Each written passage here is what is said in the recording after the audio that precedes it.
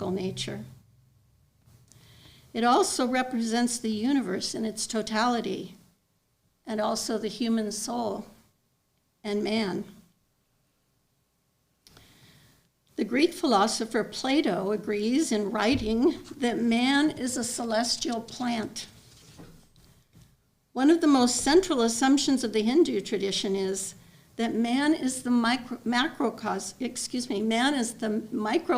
of the macrocosm, that the entire universe and all its component systems, including the human body, are structured in the same way and operate according to the same principles.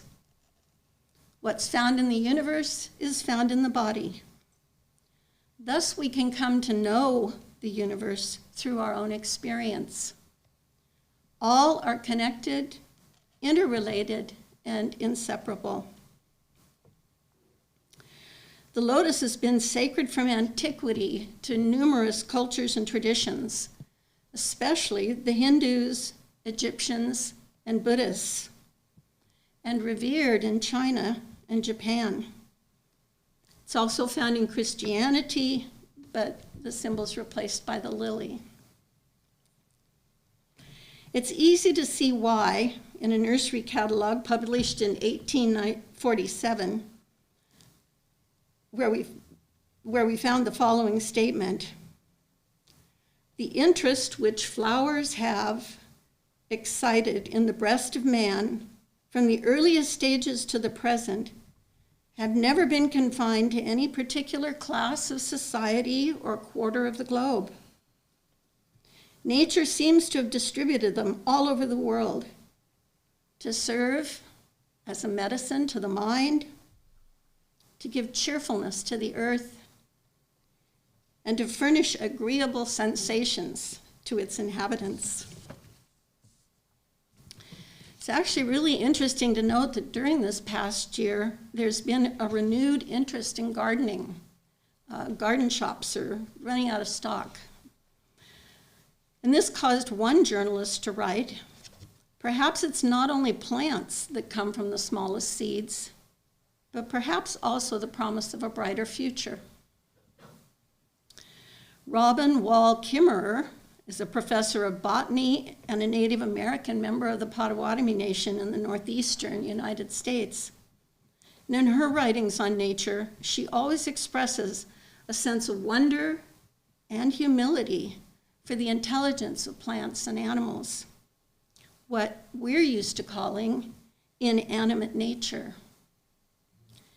Native traditions, however, see plants and animals as our relatives, and most importantly, our teachers, who teach the ancient laws of nature, interdependence and brotherhood. In a book that I think both Gerry and I are indebted to for kind of inspiring this forum called The Lotus Quest, In Search of the Sacred Flower, a reviewer aptly commented that the lotus leaves us quietly awed by the possibilities contained in a flower.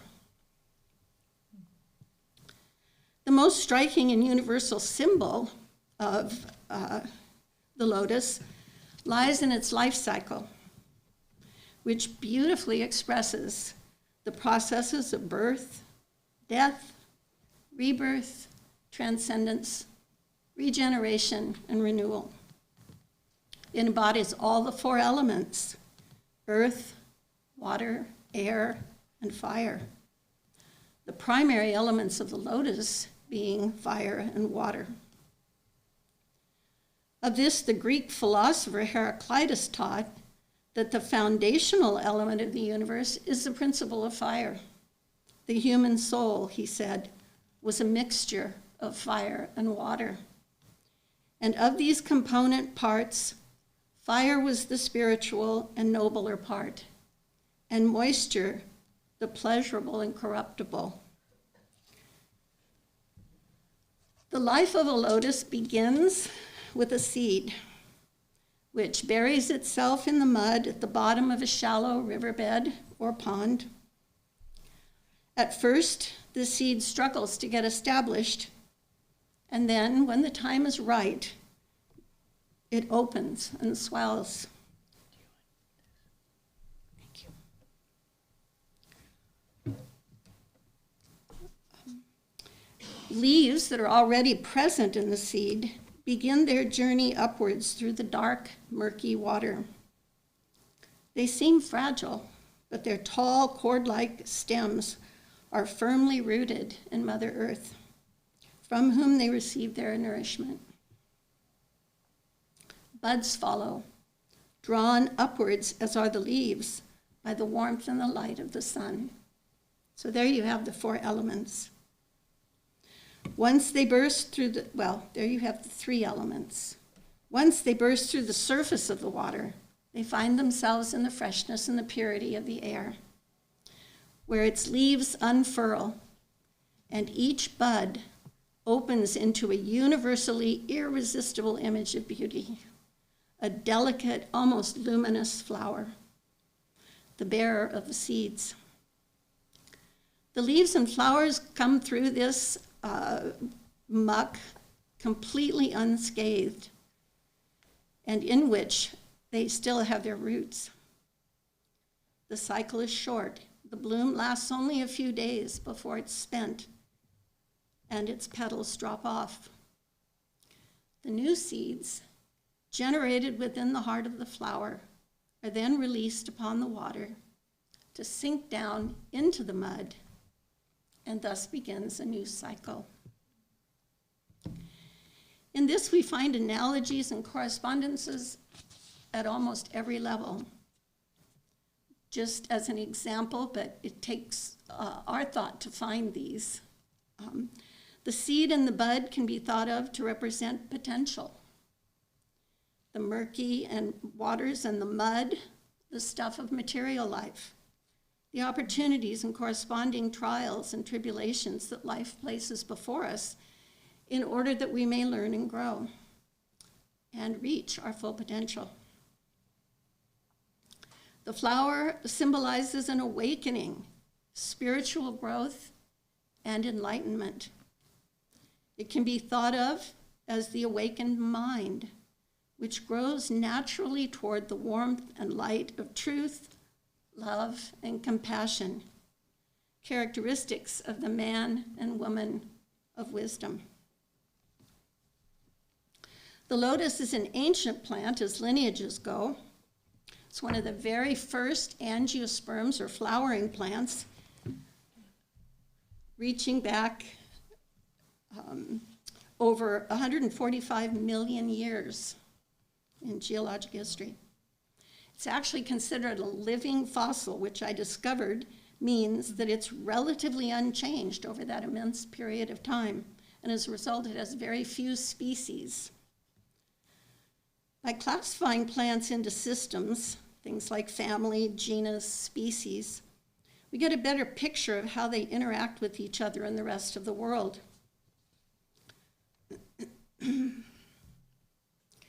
In today's scientific classification, there's only one genus of true lotus, Nelumbo naci, with only two species in that genus, Nelumbo Nucifera, which is the Asian or Indian or sacred lotus, and Nelumbo Lutea, which is often called the water chinkapin because it has a taste similar to a chestnut.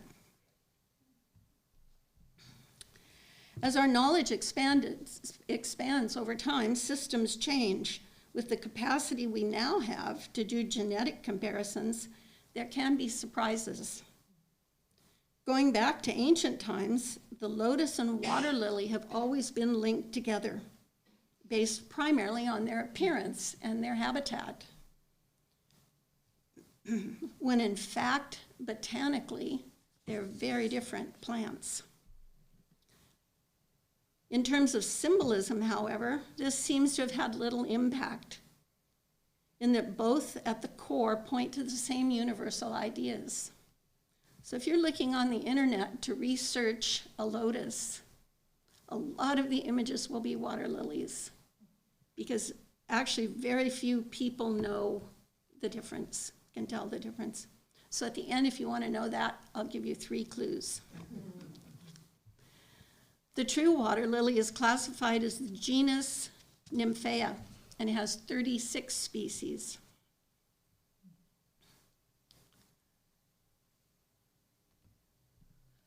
Different cultures, while sharing the core meanings, can tend to focus on different aspects of the lotus. So an example is the Egyptian or blue lotus, which is a true water lily native to the Nile Valley area.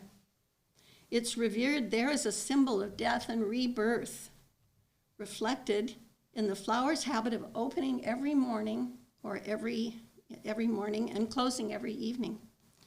And that's a trait shared by the true lotus. Relatively recent genetic testing has found that the nearest relative of the lotus is, in fact, not the water lily. If you can believe it, it's the sycamore or plane tree, Platanaceae, and members of the Protea family, Proteles, neither of which are aquatic.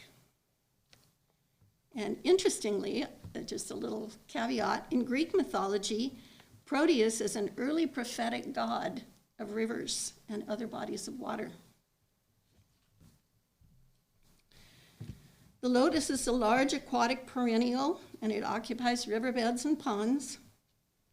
The sacred lotus, which is the lotus of Hinduism and Buddhism, has a very wide distribution throughout the Southeast and Eastern Asia, including India, where you can find it up to 4,600 feet in the southern Himalayas, Indochina, Japan, and parts of Australia and Russia. The elephant in the room is that it's not native to Egypt, Greece, the Middle East, or China. But once it was introduced into those countries, it won hearts and completely embedded itself in the cultures. Much of its reach around the world is the result of human translocations, people carrying the plant around. And a lot of this is due to trading. So today, it's found all around the world. The American lotus, which not too many people know about, is native to parts of North America, including parts of the US and Mexico, Honduras, and the Caribbean. Today, it extends up into Canada even, probably taken there by Native Americans who carried the plant with them as food during their seasonal migrations and other migrations. It has a much narrower distribution than the sacred lotus, but hybrids of the two are found all around the world. So when you go on the internet and you find thousands and thousands of images, many of them are hybrids. Both species prefer warmth and humidity, although as long as the root is protected in the winter during the dormant months, it can adapt to colder environments. Colder meaning a little bit above the equator. They need full sun during the day and a sheltered location from wind and disturbance to really prosper. So in ideal conditions, the plants can spread aggressively, taking over entire habitats and choking out all other life around them.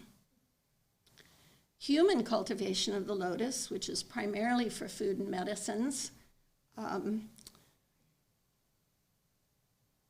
Ayurvedic superfood, it's called, that has anti-aging and anti-inflammatory properties, and as a medicinal, and its medicinal properties include flavonoids that are used for drugs, or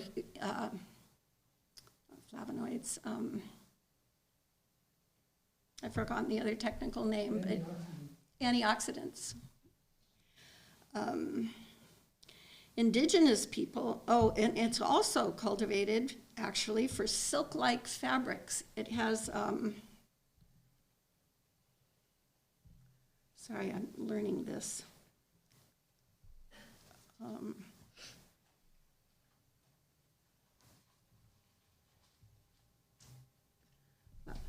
We'll get there. I'm not sure what slide I'm on.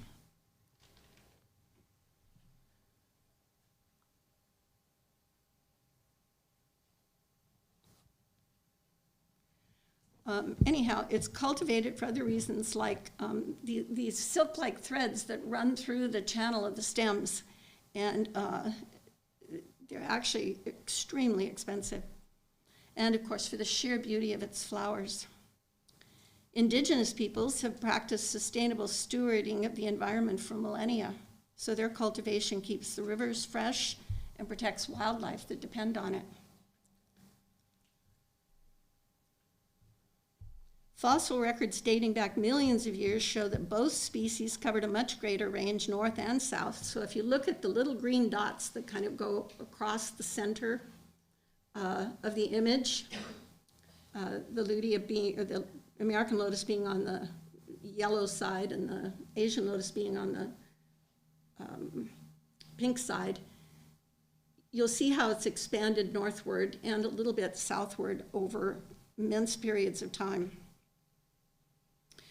Thus, the sacred lotus is well established in gardens throughout Europe and into Greenland and Africa. Dramatic changes over time, like ice ages and the Pleistocene, have impacted populations around the globe, and so many species have gone extinct. And now, due to industrialization of farming in Asia, farming lotuses, and habitat destruction in the US, conditions have rapidly changed, and the American lotus is actually now considered an endangered species in some areas.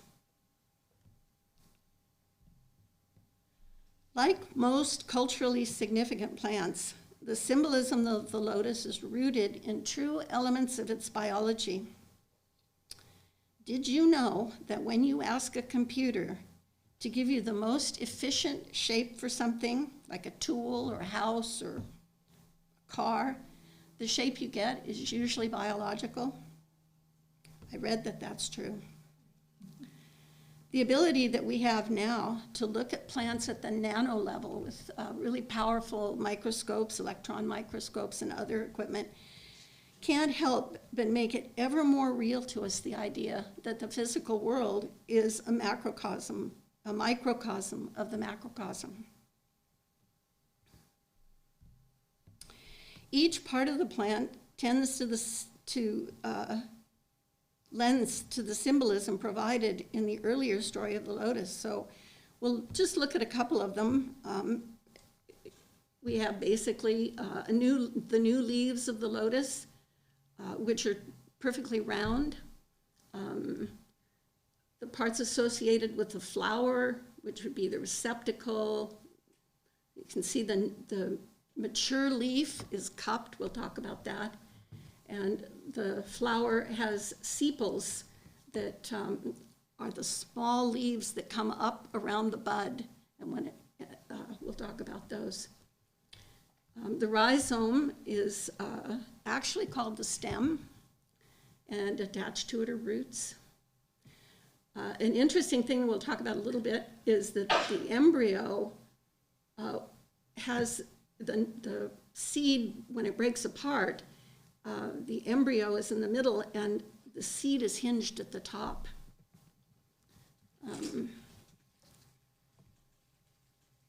The rest are related to the female reproductive parts and the male reproductive parts. The plumule is the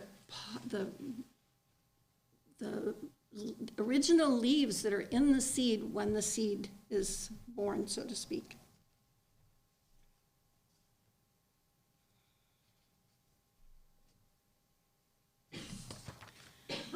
Lotus seeds have an extremely hard coat that's almost impermeable to water and very hard to open.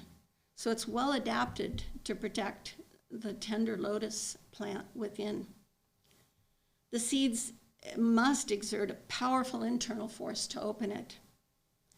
In cultivation, growers usually do this, assist the process by cutting or filing off part of the hard coating or cracking it by force. But nature has to do it, it's by itself. When it's ready to germinate, the seed swells. And then there's a period of no activity, which is an older gardening expert, Walter Pagel, said, that the seed seems to be thinking about whether or not to burst its shell. Even if external conditions are actually perfect, the seed can remain dormant for a long period of time, causing us perhaps to wonder what it's waiting for. Scientists have found that it can benefit the distribution and maintenance of the species if all the seeds don't open at once. But there seems to be no predicting when a particular seed will open. A seed from the sacred lotus was found in a peat deposit in Manchuria and estimated by radioactive carbon dating to be around 1,300 years old. It was successfully generated in the late 1900s. The author of the book, The Lotus Quest, that we mentioned earlier, Mark Griffiths, he tells the story of receiving a similar seed sent to him by a friend in Japan. He successfully generated it on the balcony of his apartment in London, only later to discover that it had been found in an archaeological site in China. And while its date was never actually verified because it would destroy the seed, it was found among artifacts that dated back 3,000 years, as being 3,000 years old. This ability to remain dormant is particularly characteristic of the lotus. At the right time, the seeds will split from within, and the two halves, which I mentioned are hinged at the top, open. And inside are found two perfectly formed leaves, extremely intricately folded in the small space. And I read on another occasion that someone who does origami, an expert in origami, finds that the way the leaves in the lotus are folded is just a miracle. They're the miniature shape of what one day, as perfect plants, they will become. Food inside the seed is generated to meet its own growth requirements, but it's also appealing as a food to numbers of animals and humans. Lotus stems grow horizontally under the water and are called the root.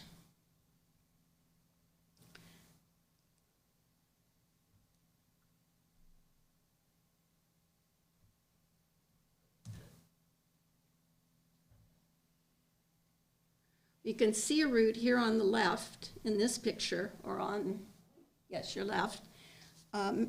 So the stem is actually called the root, and parts of it form these kind of larger pieces that store the carbohydrates, store the food. And in the inner nodes between each rhizome, you find these fibrous roots from which the leaves and buds grow.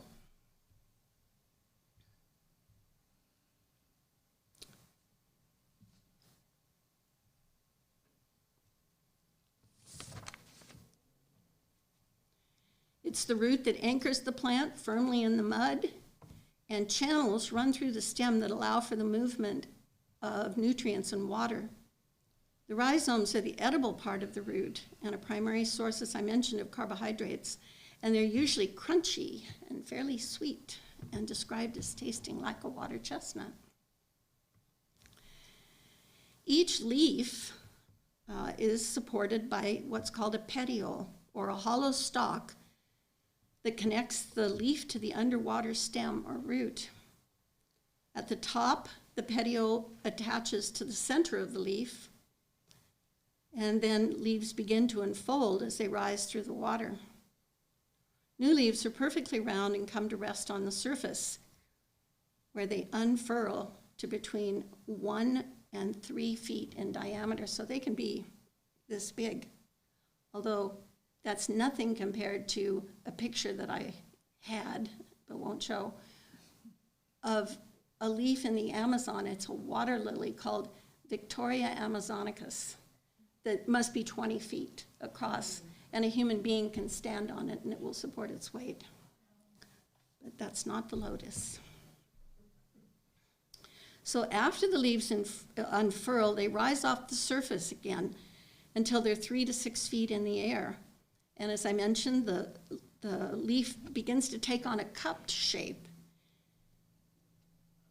which allows the leaf to capture rainwater and dew. Lotus stalks provide the stiffness and structure that allows the huge, heavy leaves to rise so high, and to do something characteristic of the lotus, they undulate kind of in a this sort of way when there's wind. I also mentioned they're multi-layered with channels that go up and down so that the various layers perform different functions. And the channels perform the functions of transporting. So one of the inner layers is the one that's lined with the sticky fibers that are used to make this silk-like thread. Microscopic holes in the leaf surface, which you can't see, are called the stomata, and they open and close on their own, allowing for gas exchange through the channels of the petiole and supporting transpiration of water from the roots. And that water is released through the leaves in the form of vapor. And this vapor actually provides a major source of water in the atmosphere. The process of gas exchange is also suggested to be the reason the leaf can float on the water and carry a significant weight relative to its mass. Robert Wall Kimmerer stated that she would love to be able to photosynthesize. First time I actually thought about that, and it seemed very appealing, in order to create her own food. Her plant relatives do this naturally using sunlight to synthesize food from carbon dioxide and water, which is taken in by the leaves, and produce energy in the form of sugar. And in the process of generating and releasing, oxygen into the air as a byproduct. This has got to be one of the greatest symbols of transformation. One of the things most people find fascinating about the lotus leaf is that it's hydrophobic, meaning afraid of water. It's basically just completely waterproof. There are other plants that do this, but the lotus is extremely good at it. It's even called super hydrophobic. And I think it might be the only plant that's called super hydrophobic. This is due to surface tension, but simply put, at the nano level, the way microscopic level, the leaf surface is covered by tiny protrusions or bumps coated with wax that cause the water to form perfectly round balls. And you can see that in the image on the left. And these round balls, when they hit the leaf, just bounce off or roll off. When the water hits the leaf, it forms into these balls, and then they just bounce or roll off. In the photo on the other side, it's beautiful to see how the balls of water magnify and reflect the environment around them. The little funny shapes, kind of fuzzy shapes that aren't right on the bottom, are dirt particles. And they actually do stick to the leaf. They stick to everything. But in the lotus, they stick to the leaf. But they're actually more attracted to the balls of water. And so as the water balls roll by, dirt particles stick to them and are washed away. Here's, I think I got my slides out of order. Here's the slide I had for the root, stem, and rhizomes. So you can see the rhizomic part. The rhizomes are these big tuberous kinds of things. And then looking at the root, you can see how the roots, the black parts, grow down into the water and also generate the leaves that go up.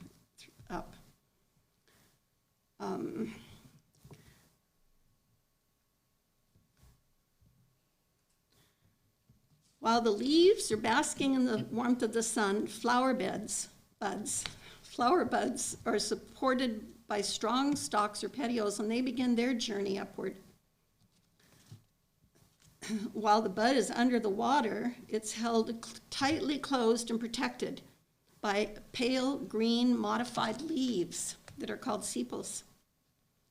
Being leaves and not petals, sepals are also waterproof, so they're perfect for keeping the bud uncontaminated by the muddy water.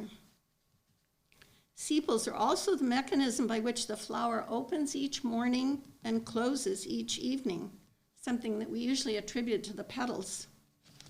So when they retract, the petals fall open one by one. Flowers in full bloom tend to be 4 to 10 inches across and have a varying number of petals depending on the variety. Sacred lotus petals are white and pink to red, while the American lotus petals are white or pale yellow.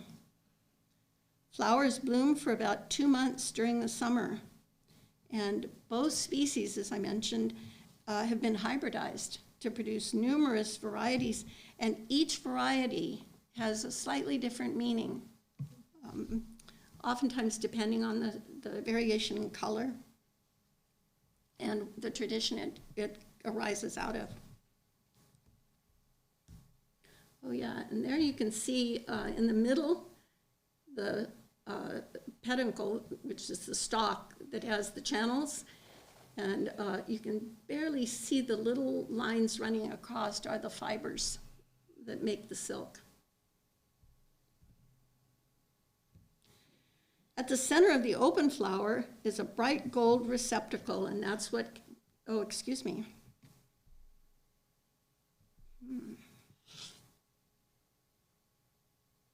Somehow, I'm afraid the flowers have gotten out of order, but we'll go back to that.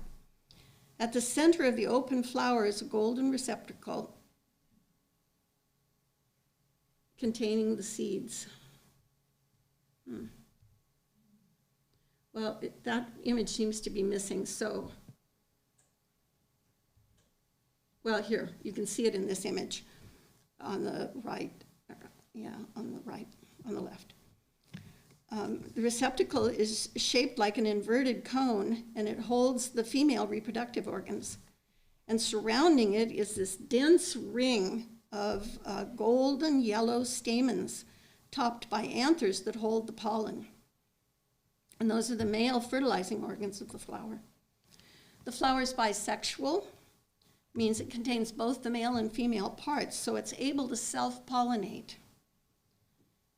Along the upper, flatter surface of the receptacle, pollen's collected, and then it's germinated by the stigma, which reaches up from the center.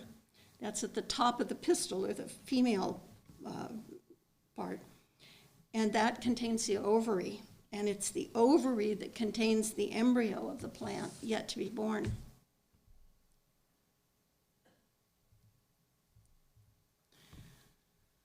So flowers attract pollinators by its color and fragrance, but also the lotus has a bit of a magical factor added to that. It's the ability to produce heat and regulate its temperature just like humans and animals can do. When the flower closes each evening, pollinators drawn to the warmth are captured in the flower for the night, where they enjoy a pollen feast and are released when the flower opens the next morning. After pollination, the job of the flower is complete, and the petals and sepals begin to drop one by one onto the surface of the water and float away. The receptacle is now able to complete its task of maturing its seeds, and then weighted down by the top heaviness of this inverted cone, the top being heavier than the bottom, and the stem losing its strength, it begins to turn its head downward, and it drops the fully mature seeds into the water and begins the cycle again. A lotus can drop thousands of seeds during this time. Okay.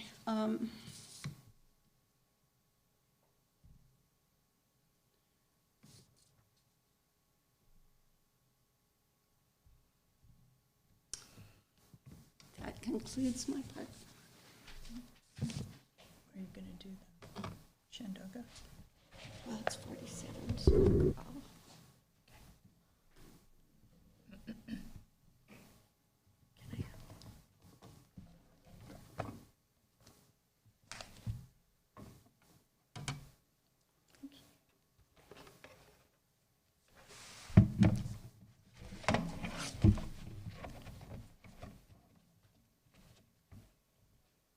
What a beautiful story of the life of the lotus, right?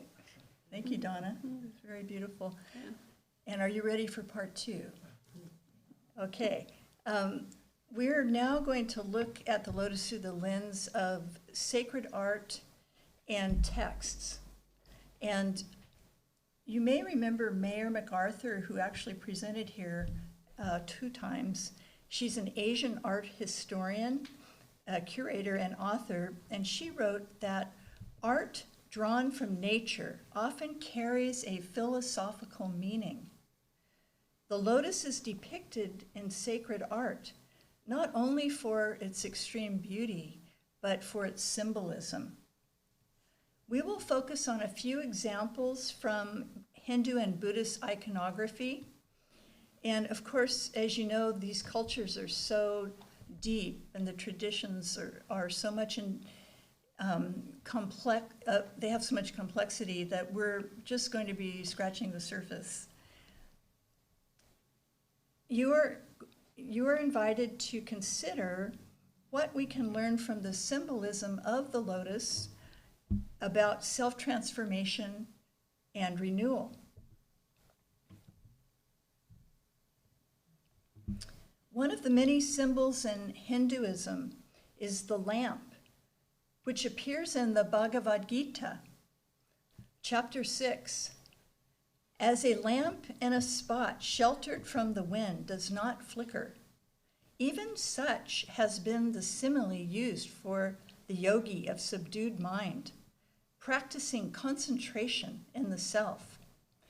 In Hindu thought, a discerning mind is developed that distinguishes between the transitory aspects of life and those of what we call the eternal, that. Seeking knowledge of the universal self through interior identification with the Atman, the universal spirit, which is one with Brahman, the ultimate reality, is a pathway to freedom from rebirth, or moksha. Sri Shankaracharya said the identity of the supreme Brahman and one's Atman is realized through self-illumination.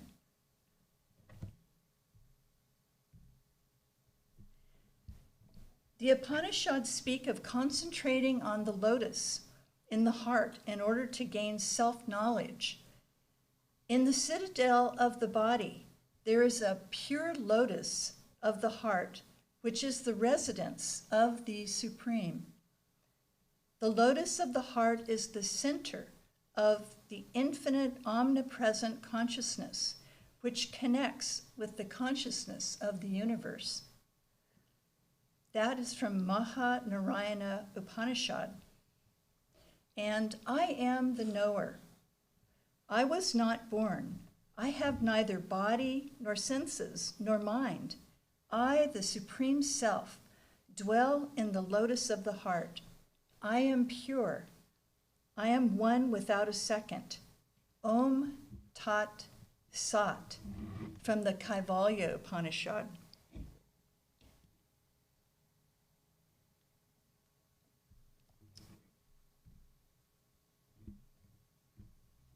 The symbols in Hinduism represent aspects of the one reality, the universal self, which is both transcendent and immanent. From the one come the many, and the many return to the one.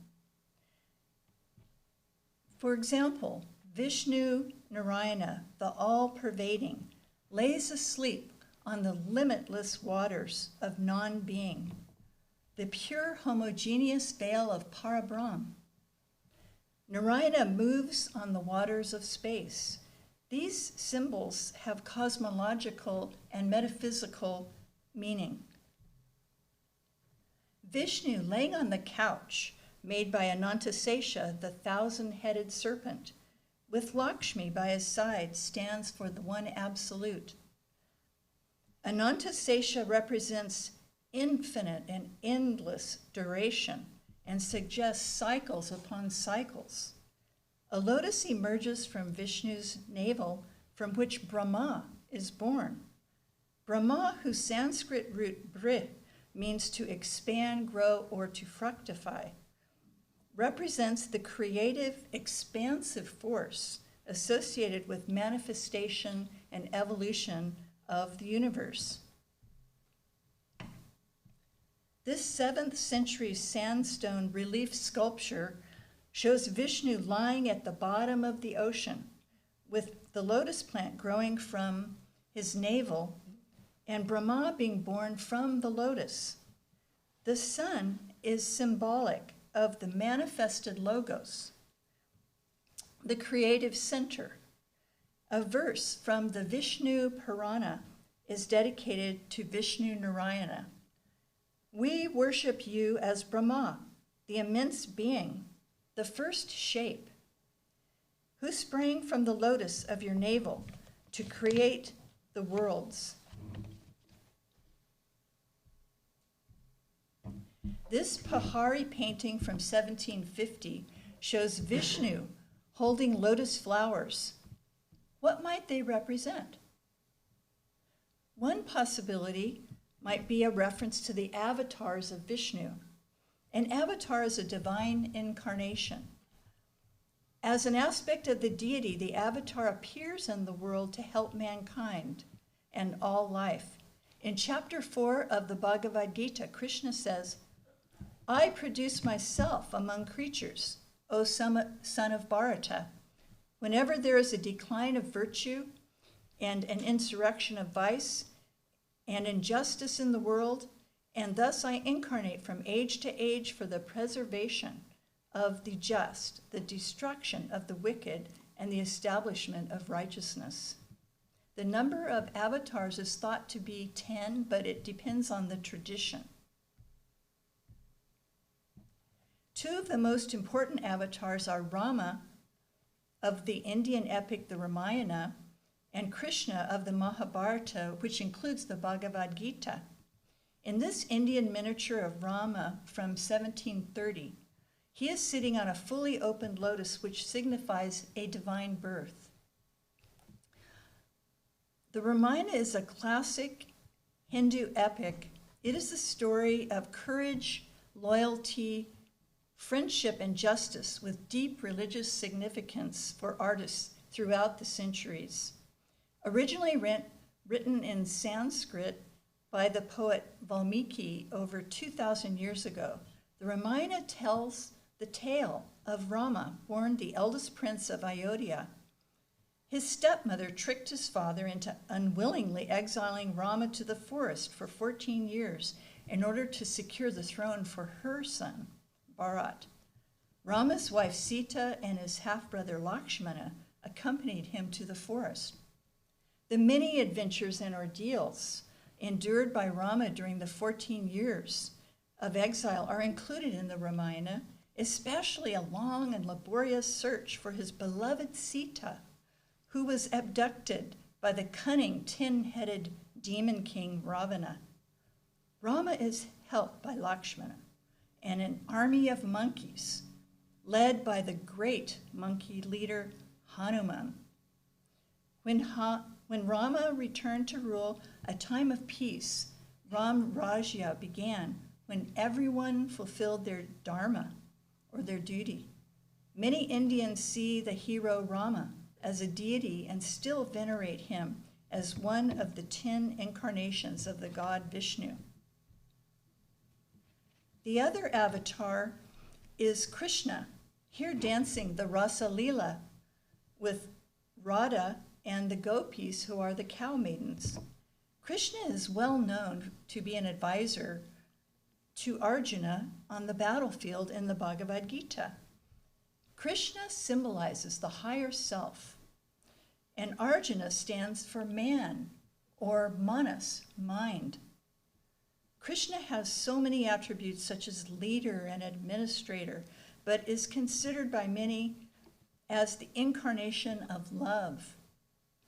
The story of the Rasa Lila, which means aesthetic dance after play, begins on a full moon night in autumn when Krishna, the Lord of love and life, played his flute by the Yamuna River, which was filled with lotuses.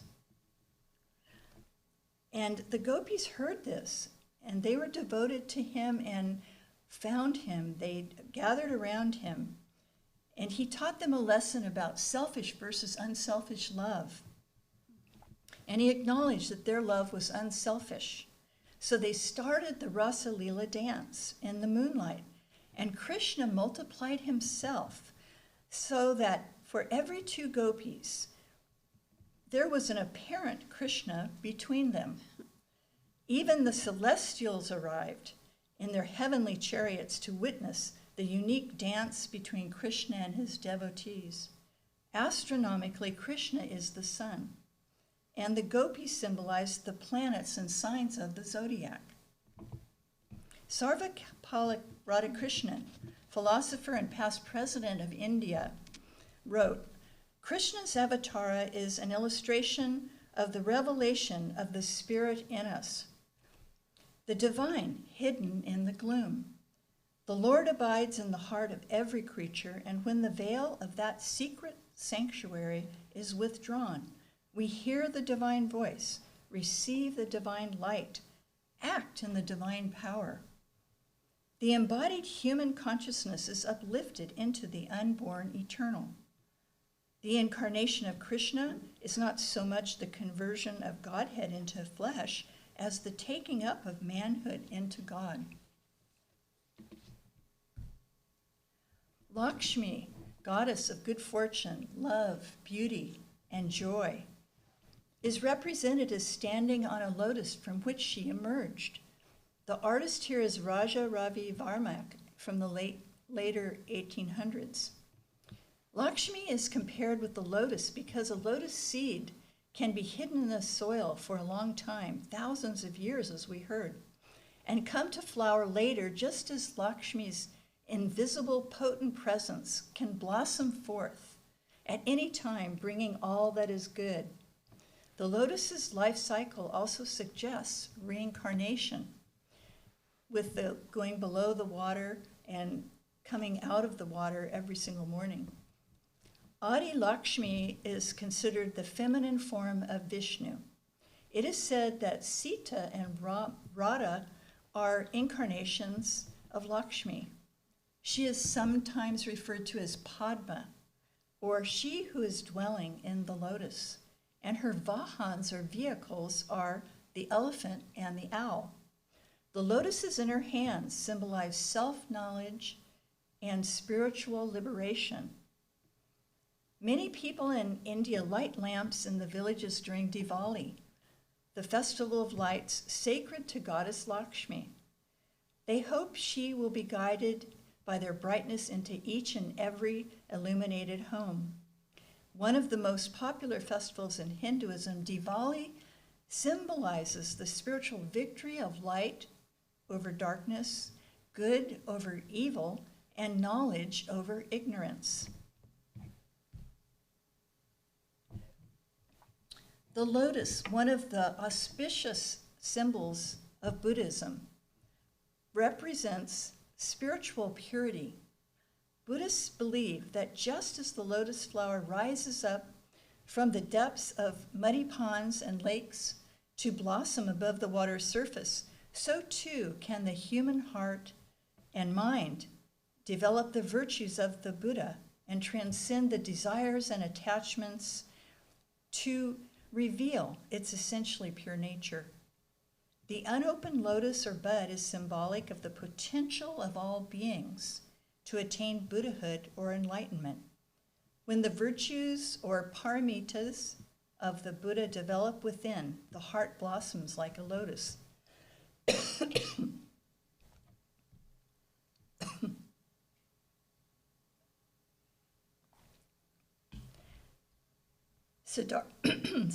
Siddhartha Gautama was born in the family of a king around 600 BCE.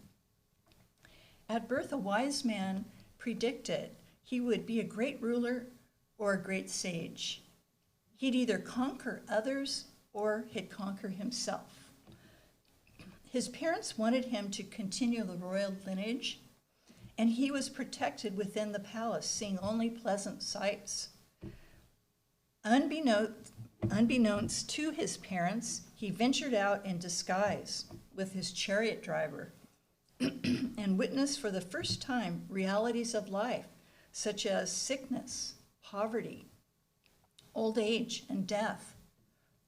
Very moved, he determined to get to the core of the cause of the suffering of human existence. He left the palace to become an ascetic. After 6 years, he realized the ascetic life was useless. It was one of self-torture, which could not bring enlightenment. Gautama determined to set out on a new path. He decided to meditate for an extended period of time until he found an answer. After a long time meditating beneath a Bodhi tree, Gautama approached the moment of omniscience.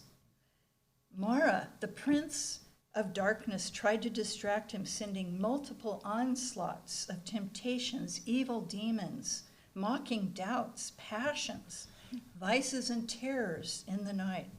But all his efforts failed. Gautama reached enlightenment by his own efforts. The Buddha calmly touched the earth goddess to witness his attainment of enlightenment. His right hand, lowered in the earth-touching gesture, signals that moment. Gautama, as the Buddha, taught the Dharma, or law, to those who would hear. He would teach the Four Noble Truths, including the Eightfold Path, and gather many disciples. It is said that he was a perfect example of a divine or godly man. He taught and exemplified universal compassion, charity, love, self-sacrifice, poverty, and contentment with one's lot. The first phase of Buddhism is associated with what is called the Hinayana tradition, emphasizing individual nirvana. The next phase is known as the Mahayana teachings, or the Great Vehicle, emphasizing the Bodhisattva path to rescue all beings. The Bodhisattva, Bodhi meaning awakening, and Sattva meaning being or goodness, is dedicated to the attainment of enlightenment for all. This involves uncounted lives being reborn in order to save sentient beings from the suffering of ignorance. The core assumption is that the heart of all life is, at the heart of all life is the Buddha nature. All of the human beings struggling through the muddy water to reach that light have the potential to become enlightened. The fully opened lotus above the water symbolizes the realization of the Buddha nature, the hidden treasure within.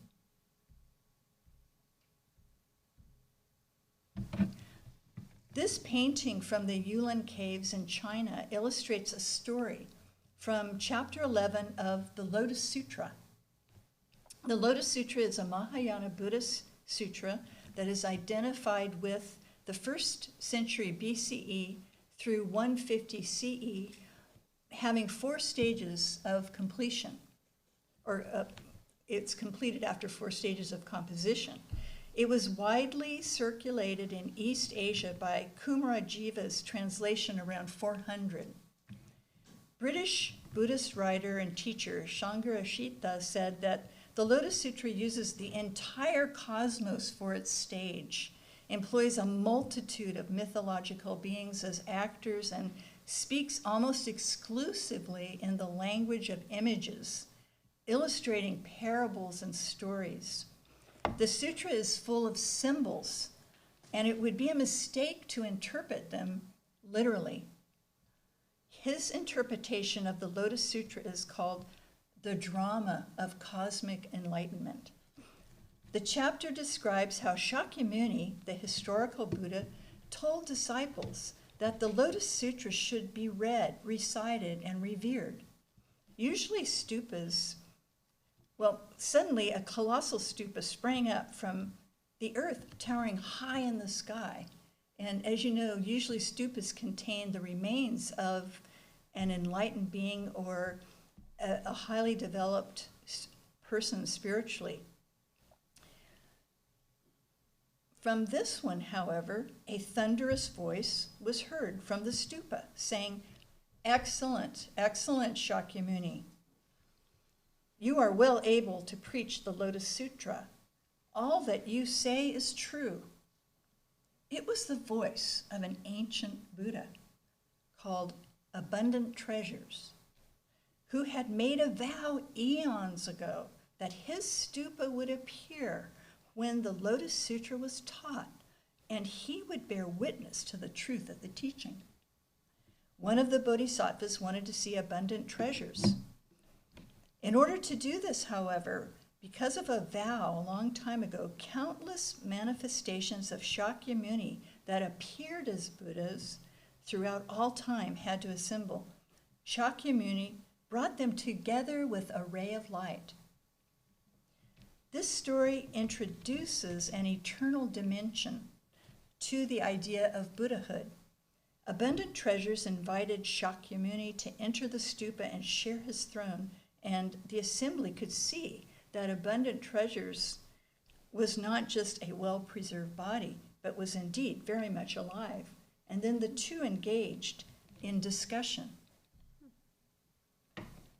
The Buddha later asked the assembly of the bodhisattvas gathered around him, who could preach the Lotus Sutra, since my time of death is drawing near. Many came forth to volunteer to protect the sutra and keep its memory alive. The Buddha taught that 4 ethical qualities needed for a bodhisattva to protect the Lotus Sutra were perfect conduct, engaging in proper spheres of activity and dwelling on the reality, maintaining a happy and peaceful state of mind, and cultivating love for all beings. A disciple was surprised that the Buddha had so many manifestations, since he was only enlightened 40 years ago. The eternal principle of enlightenment spoke through Shakyamuni and said he had been enlightened millions of years ago, and he is eternally enlightened. He said he remains in the world to help teach beings the Dharma time and time again. He has taken on so many forms to help mankind, but truly he doesn't really come into birth and he doesn't really die.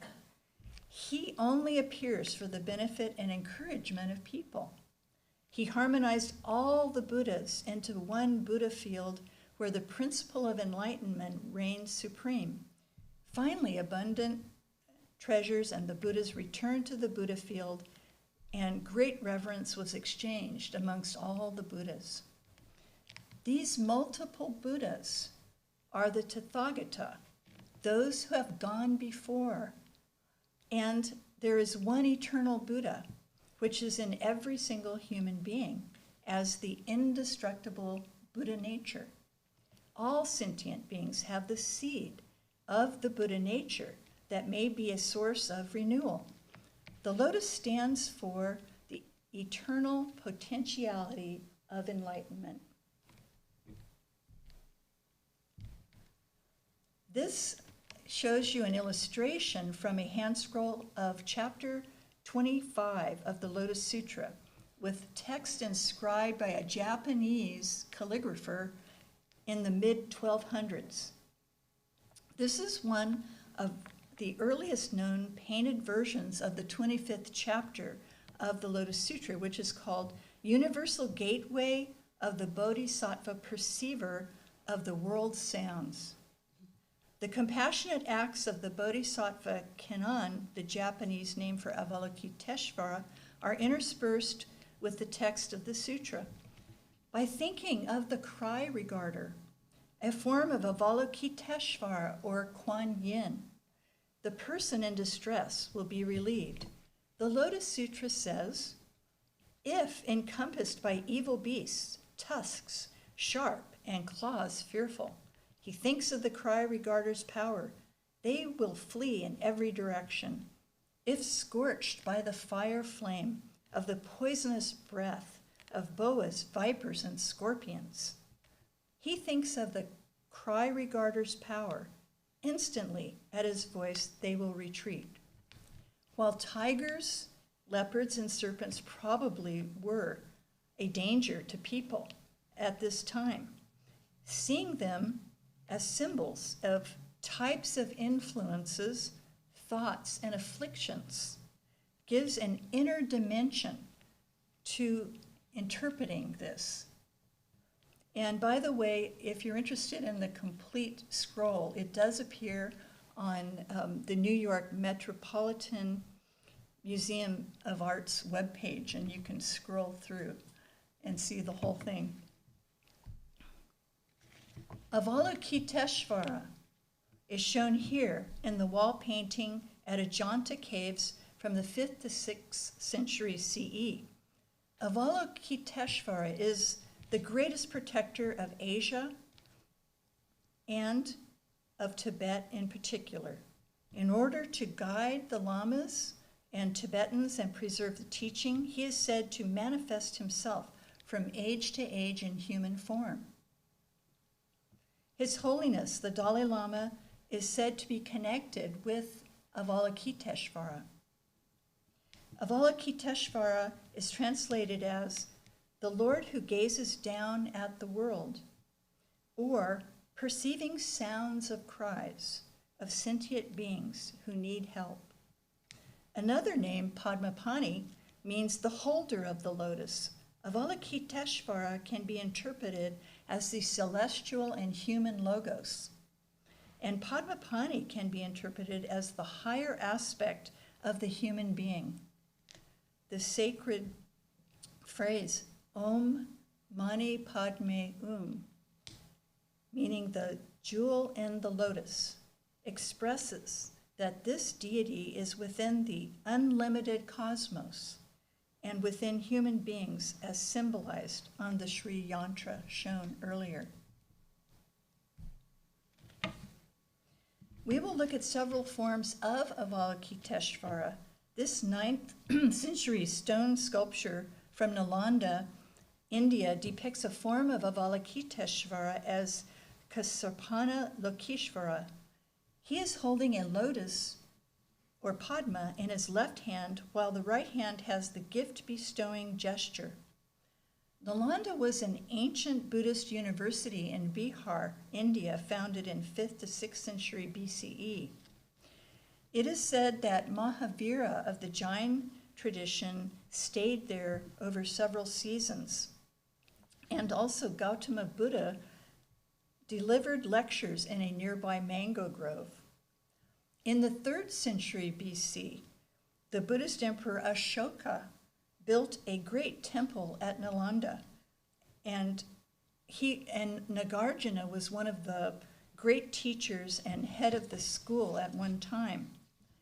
A Chinese visitor who made an account of visiting there, traveling a long way to get there from China, said that at that time, between these buildings were beautiful water gardens with what was called blue lotuses.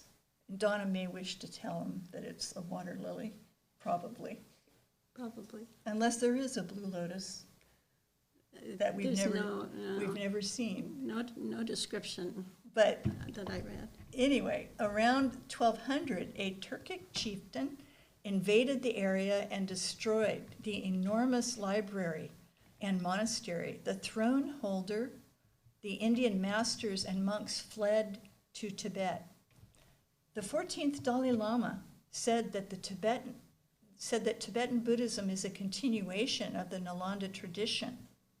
An Indian graduate student recently asked the Dalai Lama what might have been if Nalanda had not been destroyed.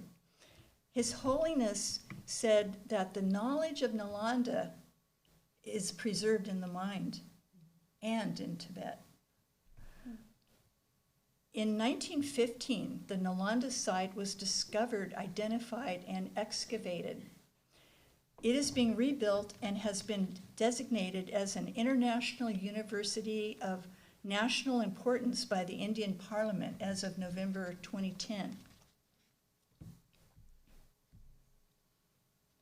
Avalokiteshvara, called Chenrezig in Tibetan, is shown with 11 faces. He is the bodhisattva of compassion. A legend tells that Avalokiteshvara dedicated himself to freeing all beings from the bonds of conditioned existence. Although he had tried ceaselessly, when he realized the number of people who were still suffering, his head split into pieces. Amitabha Buddha caused each of the pieces to come together as a whole head and place them on Avalokiteshvara in 3 tiers of 3. And then he topped it with his own head. Again, Avalokiteshvara heard the cries of the world and reached out to help, but found his 2 arms shattered into 1,000 pieces. Then the Buddha turned the pieces of arms into the statue that you see with the 1,000 arms with palms out, and it's similar to the image of the 1,000-petaled lotus. The palms with eyes represent method or bodhicitta, the awakened heart, the deep vow to bring all beings to enlightenment. Chenrezig's 11 heads represent humanity throughout all cycles of time, as well as the transcendental virtues needed to enlighten sentient beings.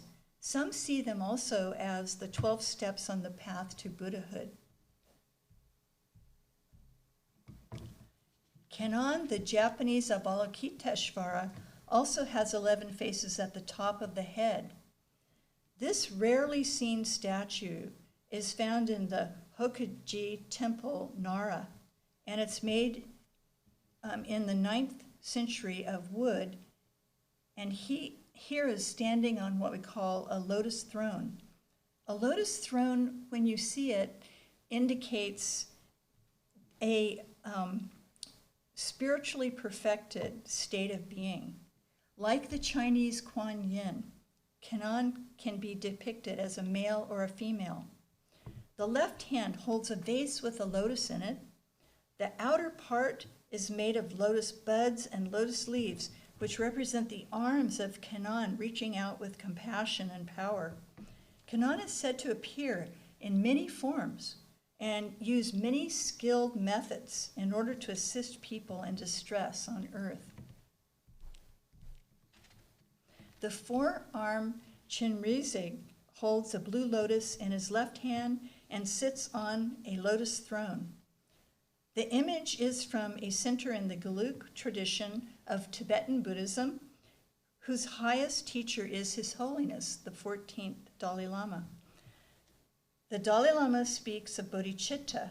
As mentioned, bodhi literally means awakened, and chitta means mind or consciousness. Bodhicitta is the wisdom-seeking mind, the seed that grows into a Buddha, as the lotus seed grows into a fully opened blossom. Bodhi implies both purification and expansion of good qualities, which lead to the development of realization. in this realization is that of emptiness. The pollutants, like the destructive emotions, do not abide in the nature of the mind.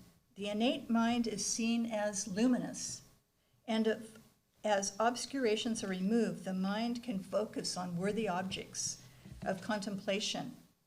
The vow of bodhicitta is expressed in practice in the words of the voice of the silence. Let thy soul lend its ear to every cry of pain, like as the lotus bears its heart to drink the morning sun. Let not the fierce sun dry one tear of pain before thyself has wiped it from the sufferer's eye.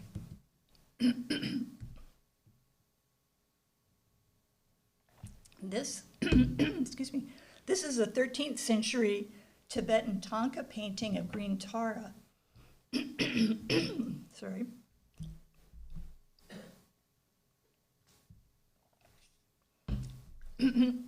Her skin has a slightly green hue, and the goddess Tara is Avalokiteshvara's female consort.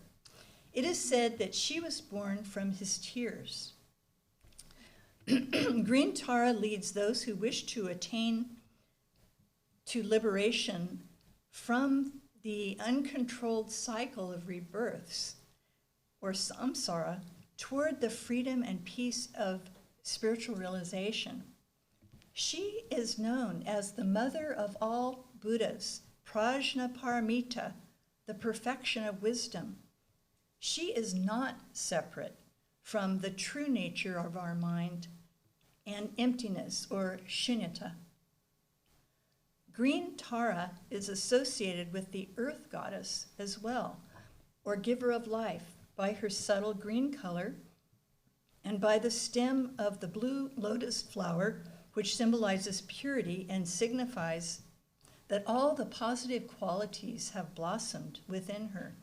She sits above a fully open lotus, which symbolizes that she is free from all obscurations. A verse in honor of Green Tara says, "Homage to her whose hand is adorned with a blue and gold water-borne lotus, who has for her domain giving, effort, discipline, peace, patience, and concentration." And that is from the Praise to the 21 Taras. This Kuan Yin statue is from China, made during the 14th to 15th century. Kuan Yin means the melodious heaven of sound, the abode of Kuan Yin, or the divine voice, literally. I'll read just a few stanzas from the Kuan Yin Sutra, from the Lotus Sutra, found in the Jewel of the Lotus. Listen to the deeds of Kuan Yin, who wholly responds in every direction. Her all-embracing vow is deep as the sea, inconceivable in its kalpas, beyond reckoning, serving thousands of millions of Buddhas. She has intoned the great pure vow. I will tell you briefly, whoever hears her name, whoever sees her and remembers her unceasingly, will extinguish the sorrows of existence. For one who is pure, Kuan Yin, in every pain, suffering, and even death, can be a center of reliance. Perfect in every attainment, whose compassionate eye beholds all beings, a boundless ocean of blessing. Prostrate, let all revere Kuan Yin.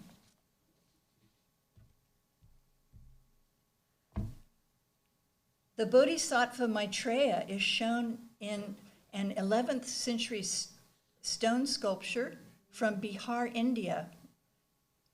Maitreya, or Kalki in the Hindu tradition, is the avatar to come in the future.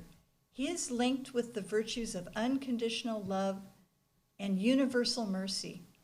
Maitreya means benevolence, friendship, and he is called the kind one. He is believed to be the Buddha who comes after Shakyamuni in the future when Buddhism may not be practiced anymore. This Maitreya Buddha is from the Thiksi monastery of the Gelugpa order near Ladakh, India, and it is in the Tibetan style. It stands 2 stories high, or 49 feet. The last stanza from the first Dalai Lama's poem in honor of Maitreya says, "May all sentient beings gain love's splendor that dispels even the shadows of evil, through coming to know the Buddha of love, and may all move forward towards illumination."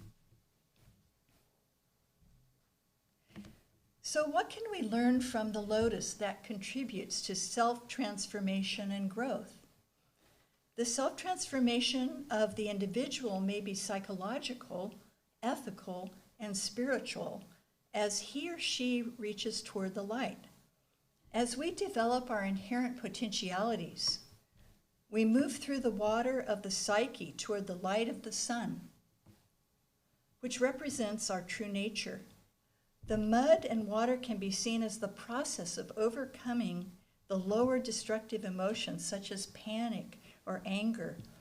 The Dalai Lama speaks of emotional disarmament through applying the antidotes of patience, understanding, selflessness, and compassion for others. The fully open lotus is beautiful in itself and symbolizes the full realization of our potentials. It is like the realization of the Buddha nature, the full knowledge of the Atman, or an embodiment of the finest ethical qualities in human nature. And it is relevant to every single human being. What can we do to transform ourselves? We can redirect our gaze and try to imagine what we could be like. We can change the direction of how we see the world. We can practice the excellences and virtues of human nature. Given the law of interdependence, could a community of like-minded seekers affect society to become more nonviolent and tolerant? The picture from Lotus Land here shows lotuses at different stages of life. A bud just coming up, a lotus fully opened, a pod with seeds but no petals, and all symbolize a community of seekers unfolding their good qualities within the context of the whole, learning from and contributing to the good of all. So now we are open to your questions, your comments, and contributions. So we would welcome anything that you would like to share with us.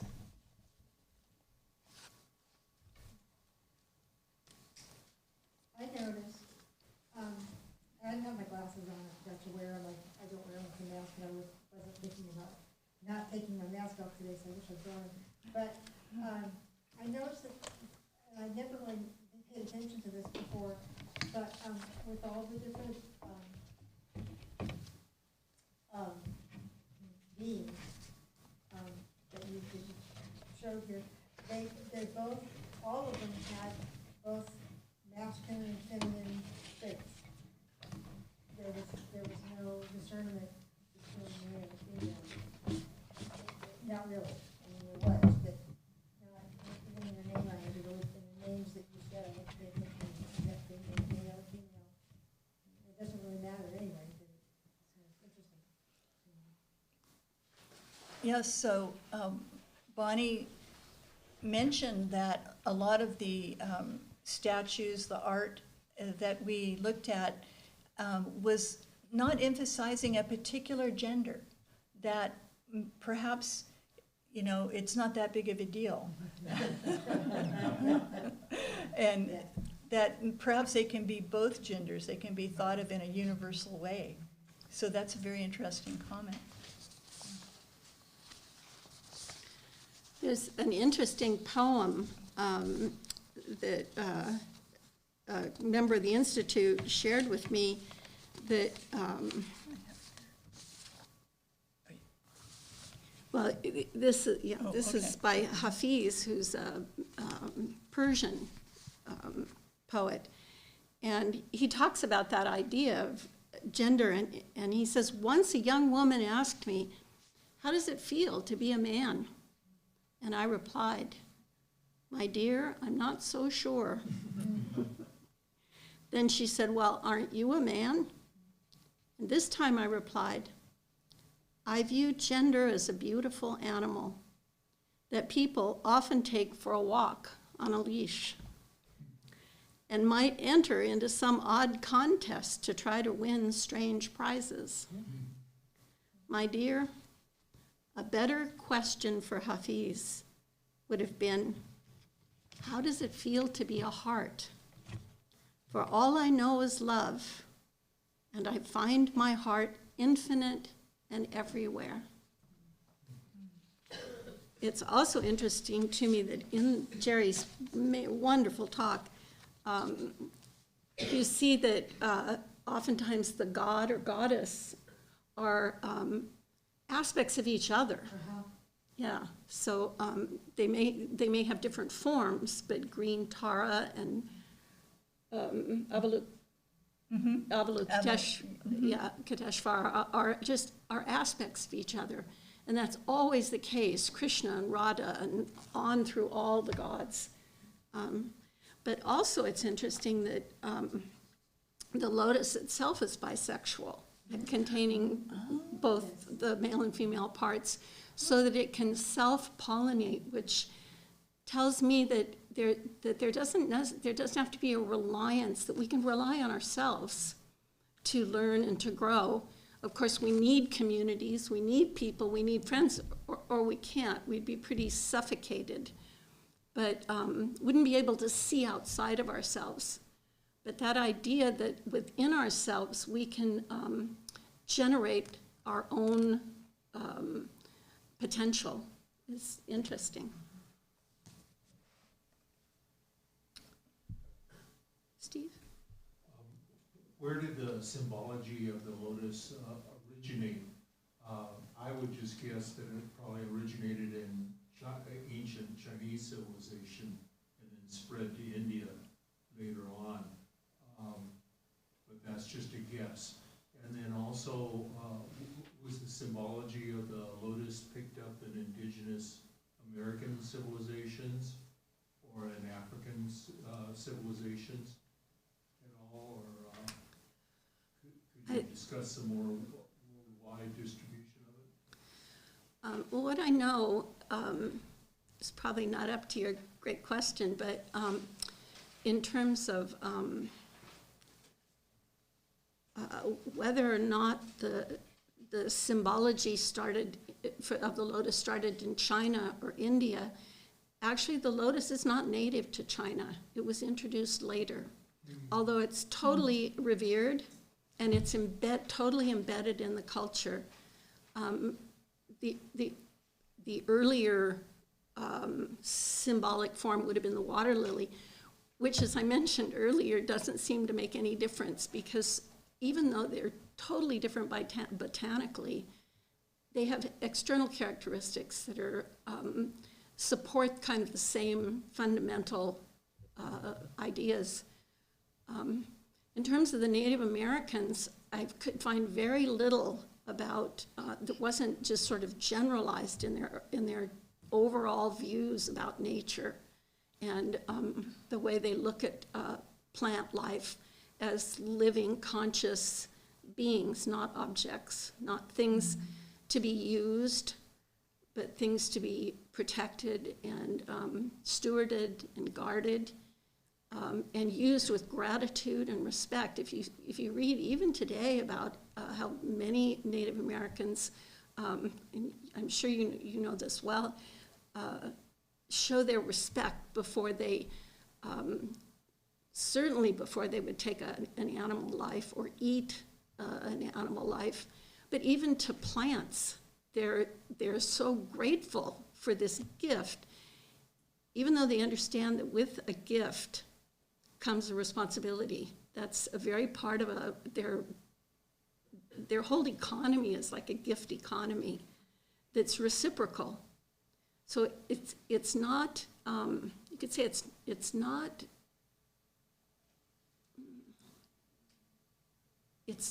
not required, or giving a gift is given freely.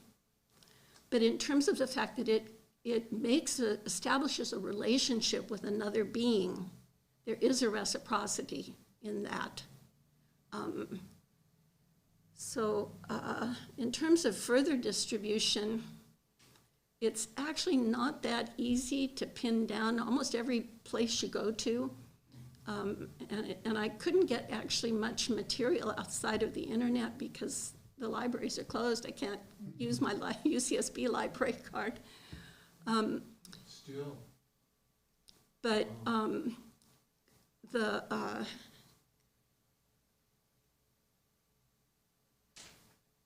sorry, I lost my train of thought. You were talking about more worldwide distribution, and I'm saying African civilizations. yeah. Was this symbology of the lotus picked up? Gerry might. The lotus was introduced, and I can't imagine the lotus coming without its deeper meanings. Even if you didn't learn those, it's almost intuitive. It's a remarkable plant. So I think that it would almost draw its deeper meanings out for itself. But yeah, That's what I'm wondering. it was introduced. And I also did read about, in terms of Native American culture, that there was a mystical significance to the lotus, but I couldn't find anything about it in particular. Or anything about it in the Aztec and Mayan, Incan civilizations? All of that's related to the waterlily, and it was profuse in the culture, and there's absolutely no doubt. I saw beautiful, kind of like a carving, sort of with kind of color in it, from Palenque, which is in southern Chiapas, Mexico. Yeah, around the Yucatan area, and that had lotuses in it. And also when you read like people trying to really pin down, is this a lotus? Is this a water lily? You have to look really carefully sometimes to be able to tell, because although the leaves, for instance, of a water lily are more pointed than the leaves of a lotus, they mix. So you can find a water lily with rounder leaves and a lotus with a little bit sharper leaves. And the external communicating factors can blur. I read about a church in England that they were just kind of amazed to find in this stained glass window the representation of lotuses, but they couldn't be sure until someone discovered a seed, and that sort of confirmed that it was a lotus. Yeah, no, you're right. I don't have much to add to that excellently answered question, except that the book Donna told me about that we both looked into.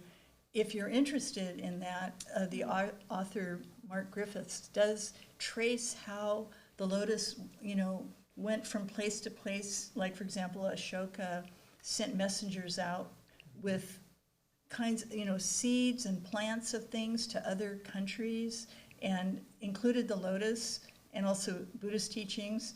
But it was fascinating. Alexander, and people think that the traveling is what really moved it around. So it goes into a really well-researched argument, and it's you can read it as like a story, but it's very interesting.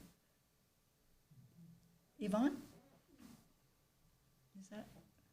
Yes, I'm on. Yeah. There's a poem I would like to share with all of you.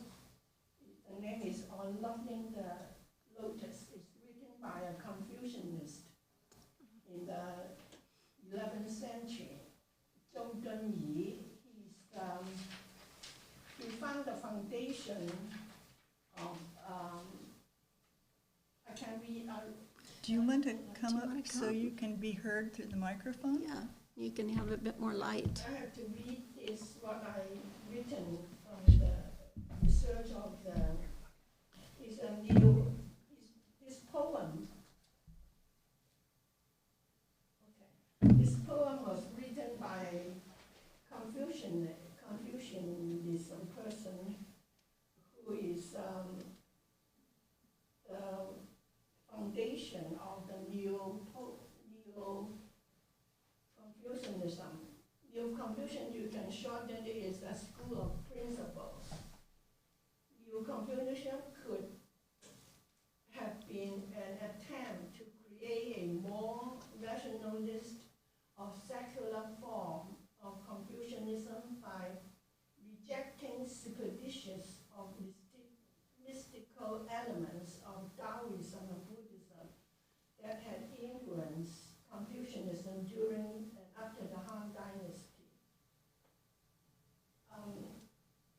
And it has a very, New Confucianism has very great influence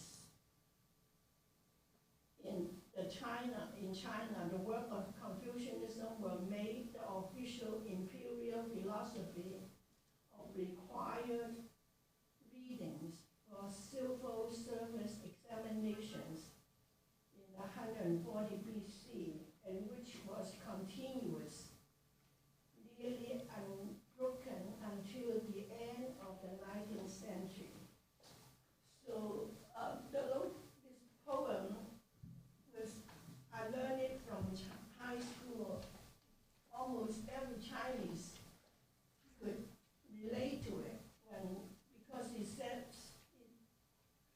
I won't read the whole poem because only 3 sentences of it is related Lotus to as a nobleman, a noble person. And why he said that the Lotus is like a noble person?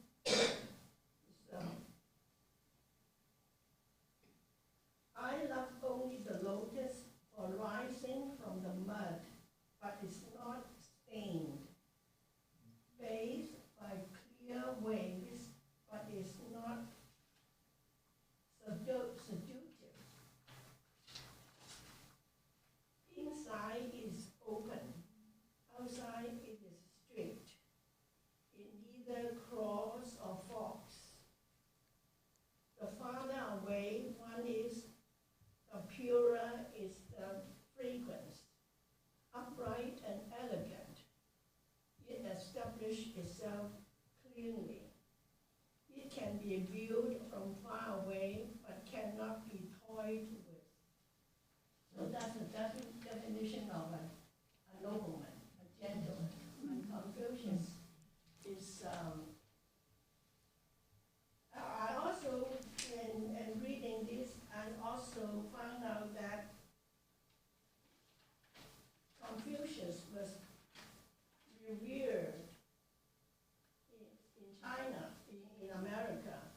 The South Wall friends in the courtroom of the Supreme Court of the U.S. depicts Confucius as a teacher of harmony, learning, and virtues. So there's a picture really long definition of Confucius in a piece. And in China, a gentleman is a very high compliment. And my husband, after retired from UCSB, went to Taiwan, taught in the Tsinghua University. And there's big Lotus Lake there. And also the second school he taught in Nankai, in China, also have very extensive plants of lotus. So it's being revered very much, the lotus, because it's a gentleman. Yeah. So it's very interesting that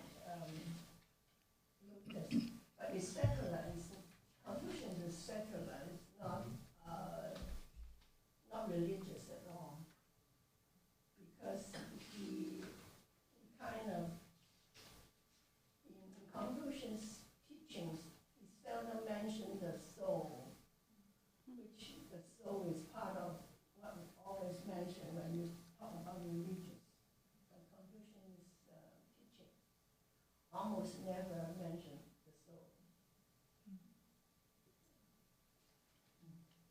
Thank you, Yvonne. Thank you so much. That's really Yeah. very interesting. Danson? Yeah, well, I'll just choose one. There are so many that could be shared.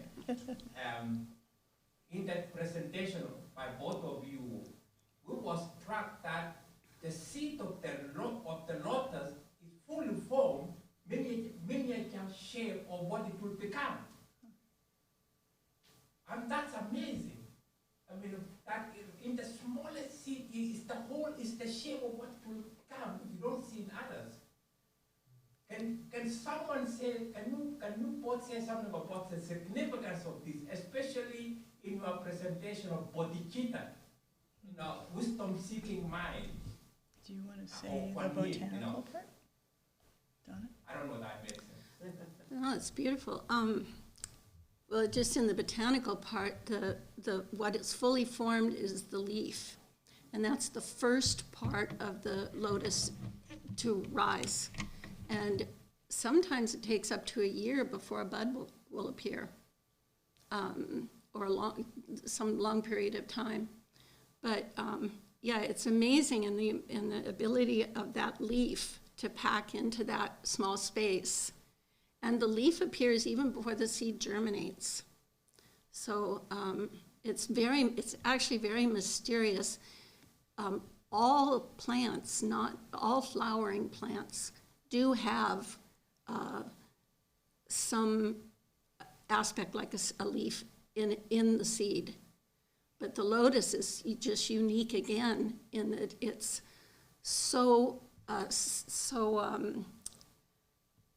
refined. And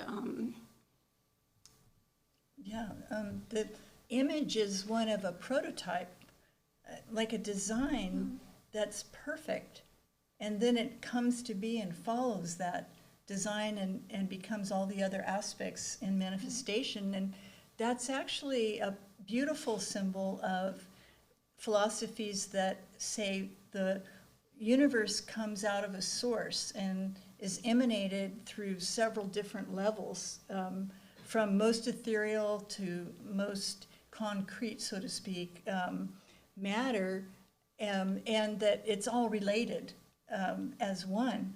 And so it also draws an analogy with the idea of the Buddha nature, perhaps, that we all have the Buddha nature like a perfect seed within. But in order to draw that out, we have to make our own efforts, according to the philosophies, especially in Buddhism with bodhicitta, that one side of practicing altruism in order to help all human beings be free of suffering is to remove the obscurations within our own nature. And it's interesting that they translate whatever the Tibetan word is as obscurations, because it's not like a deficit or something where there's a permanent damage on a person or something, but it's obscuring the true nature if we have challenges like the afflictions, the Dalai Lama calls it, like anger, selfishness, going within oneself to the point of ignoring all the people, and not caring about others, greed, like the whole host of things that we're all familiar with. Those can all be removed by practicing methods of seeing what it is and then emphasizing the identity with that higher nature and practicing compassion, altruism, service of others. And by doing these methods, we actually act ethically and remove those obscurations. The other side of it is practicing methods where you draw out the positive qualities. So you make this design come to be in life at whatever stage one is, or how would you like to put it in terms of age or a stage of a plant growing? We can think of amazing potentialities that we can see in other people and then you see them come to light. They manifest over time as beings have those experiences that draw it out. Maybe suffering is involved in removing some of the obscurations, but then it makes the positive virtues be able to be expressed. So bodhicitta is that wisdom-seeking mind, or the mind of enlightenment, and that comes from practicing these two sides. But it's all based on that primary assumption of this Buddha nature within all that can be drawn out and expressed. Can I add just something I didn't feel I had time to, but just a couple weeks ago I saw a film. This is somewhat related to your question,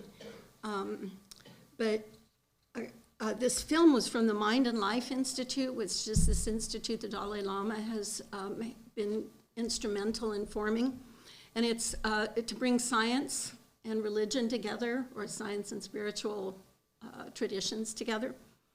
And so in this film, there's a dialogue between the Dalai Lama and an evolutionary biologist, David Sloan Wilson. And the Dalai Lama asks the question, can we consciously evolve to be kinder and more compassionate? And he's asking a scientist this question. And so just kind of in a nutshell, David Sloan Wilson was trained as a genetic evolutionary biologist in the 1970s. And during that time, he told the Dalai Lama that he's been seeing a sea of change since he was trained in the field. And he says, taking genetic evolution beyond, based on the idea that, so when he was trained, evolution was based on the idea that selfishness and self-interest were the motivating factors behind evolution, and that there was no purpose. It was all random, and so variation was random, and the environment did the selecting, not man himself. So that's the environment he grew up in as a genetic evolutionary biologist. However, he says that all these changes are going on, and in its new form, today, evolutionary biology is focusing on the idea of interconnection and societal transformation. In their research, they're finding that evolution does extend to personal and cultural change, and that everything we associate with goodness, like altruism and compassion, are the product of evolution, although it's not inevitable. But when certain conditions are met, so like Gerry was saying, you have to work for it. You have to pay attention and work hard. And when these conditions are met, evolution can be a conscious process. And in this, he explains that we can guide our evolution to achieve an ethics for the whole world. So that's certainly hopeful, coming from a scientist that grew up and was trained and did all his research in this older way of looking at science. So that tells me that the future is going to be a bit of a different place at some point. Robert had a question. Well, often you have this idea that from the seed of enlightenment, the wisdom-seeking mind eventually blossoms, right? That's one element to the story. But the seed in the mud, doesn't that symbolize our experience in physical life? And then as we begin to proceed into the perception of various truths, universal truths, we ascend up like a stem. And then when you actually gain insight, isn't that like being above, the lotus element? But seems like a lot of our life is done in the mud.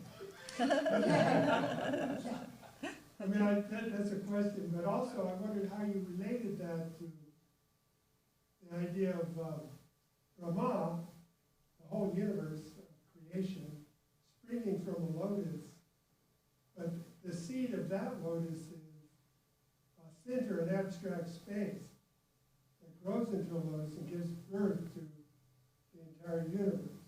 That seems like a different image. Well, that's a really interesting question, actually, comparing it with, well, the way that the lotus is growing, the seed is in the mud, and then if it decides to, it takes off and starts growing, through the mud, through the muddy water, closer and closer to the sun, and then it emerges as a plant above that water. And sometimes people think the water is sort of like the psyche, like going through what people go through and develop, understanding their own psyche as perhaps and then how is that related to the noetic part of us, the higher mind, the pure heart part of us. But I think many kinds of analogies can be made like that. Now with Brahma, he's growing out of a lotus that was coming out of Vishnu's navel. And the navel is kind of like, you get the idea of gestation and growing people. But Narayana himself represents a completely abstract level of being. So that it would be like in some philosophies, maybe unmanifested logos or something that's not differentiated at all. We see an image, but that's a symbol. That's not a literal image, of course. So what that means is kind of interesting, because when they talk about the eternal Buddha in the Lotus Sutra, for example, and in other sutras, you get this idea of the seed of bodhicitta being something that is carried forward on the level of the luminous mind, where it would not be involved in the senses or the mud. But in order to create that, one needs to work through the mud or the water, so to speak, up to the sun. And so that could be the life of the pilgrim, the journey of the pilgrim through lifetimes and lifetimes, and working through at each, maybe if we're reborn, each time we may have gained more virtues, and we can reach closer to developing the bodhicitta even further and remove the obstructions within our own nature that would allow one to be of greater help to humanity. So I think that it's a good question we can think about. Does it represent some kind of evolution over centuries and cycles of time, something Ananta Sesha could maybe tell us about with duration? I think maybe we could think about that question. Do you want to add to that? It was beautiful. Gosh, I think we're almost getting to our end here. There were two more questions over Okay, here. but there's a few just, more questions. Okay. Oh, sorry. Okay. Well, What did you I guess call? we're, Is there any relationship between the agapanthus lily and the lotus flower? they're both flowering plants. Other than that, I don't know too much, because the idea of the lily, but I don't know the relationship particularly between the lily and the water lily. The water lily, being an aquatic plant, has a very different habitat, environment, needs, and that sort of stuff. So it's interesting, though, that they're both growing here so closely together. They work well together. Yeah.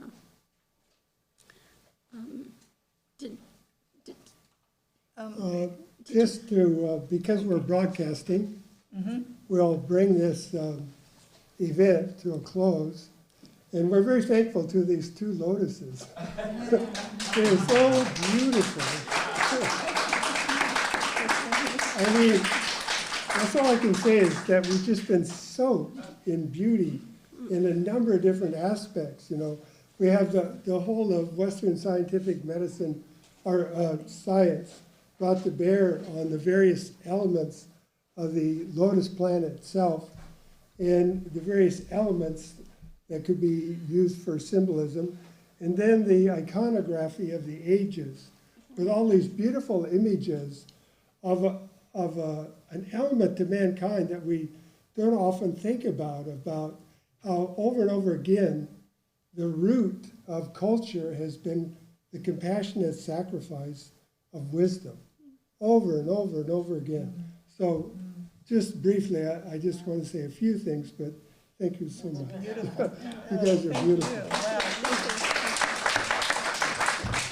Do you have the map, Lindsay? I think that's the Lotus.